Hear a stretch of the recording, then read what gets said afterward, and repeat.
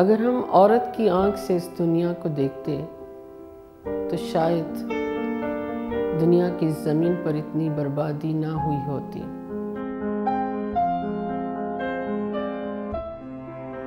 कोई कहानी हो या ड्रामा हो, गज़ल हो, नज़म हो, औरत की शमूलियत उसमें रूह का किरदार अदा करती है।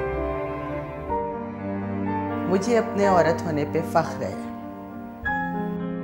इसलिए कि मुझे रिश्ते निभाने का फ़न दूसरों से ज़्यादा आता है। ये बात तो रोज़े अव्वल से तस्लीम शुदा है कि औरत इस कायनात की सबसे बेहतरीन तख्लीक है।